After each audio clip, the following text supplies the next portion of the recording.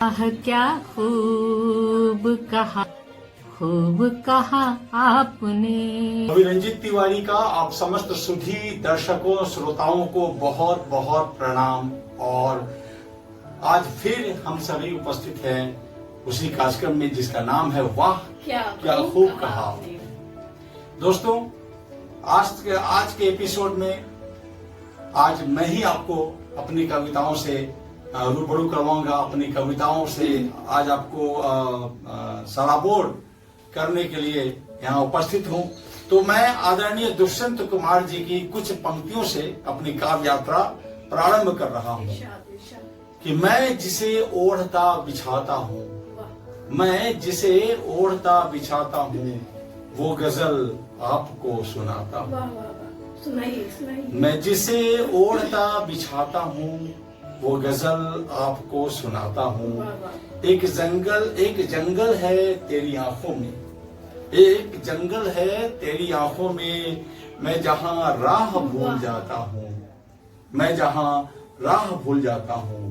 और एक बाजू उखड़ गया जब से, एक बाजू उखड़ गया जब से, और ज्यादा वजन उठाता हूँ, और ज्यादा वजन उठाता हूँ। तो चलिए आदरणीय दुष्यंत कुमार जी की चंद पंक्तियों के साथ मैं अपनी काव्य यात्रा प्रारंभ कर रहा हूँ। और प्रस्तुत है मेरी कुछ पंक्तियां, कुछ कविताएं। भाव के मान सरोवर में मन का हंस विचरता है। वाह।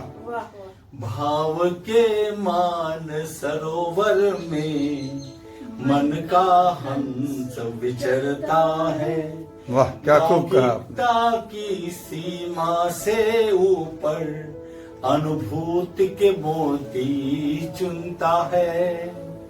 लौकिकता की सीमा से ऊपर अनुभूति की मोती चुनता है। परमानंद के आभास में श्रद्धा का रंग गहराता है।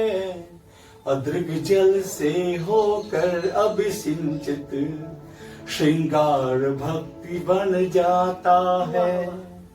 दृग जल से होकर अभिसिंचित श्रृंगार भक्ति बन जाता है। बहुत खूब। वाणी की कोमल बयार में पथिक सुकून पाता है। वाणी की कोमल बयार में पथिक सुकून पाता है। भाव का नम स्पर्श मिले तो मनोरथ अशेष रह जाता है। भाव का नम स्पर्श मिले तो मनोरथ अशेष रह जाता है। दृष्टि को दर्शन तृप्ति को अर्पण वक्त वक्त का मेल होता है। त्रिवेणी संगम सा जीवन बसंत पावस का हो जाता है। त्रिवेणी संगम सा जीवन बसंत पावस हो जाता है। अंतिम पद है कि भावनाओं की लहरें जब पलकों में कहीं खो जाती है।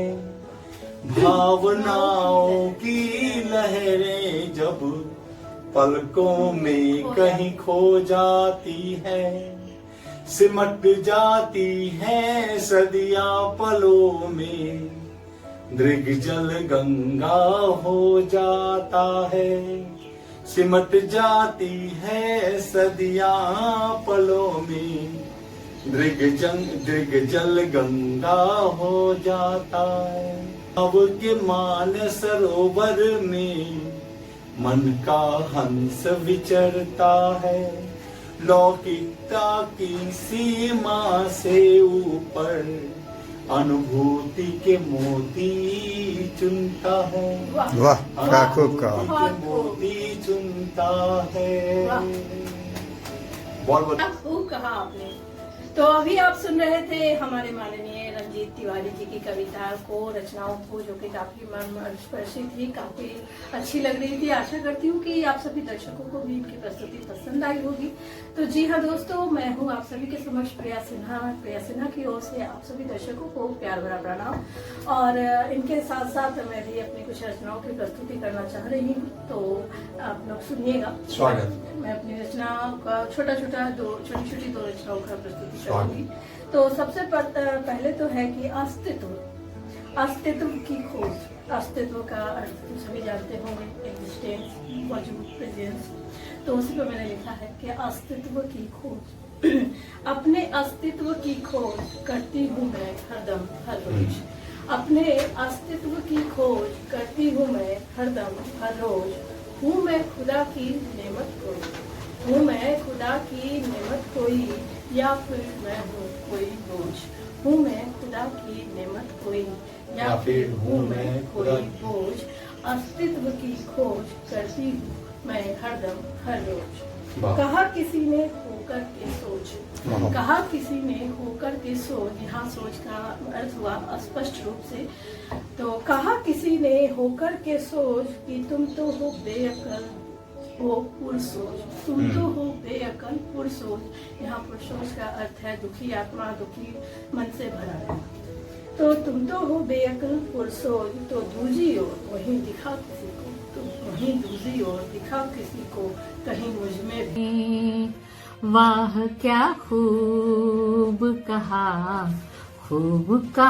आपने, खूब कहे हैं दोहा कविता, तो छंदों की तरुणाई कहकर, छंदों की तरुणाई कहकर, हास्य व्यंग और हंसी ठहाके।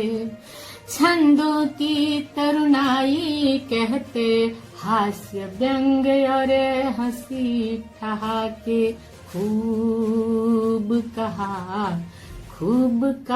आपने, वाह क्या खूब कहा आपने।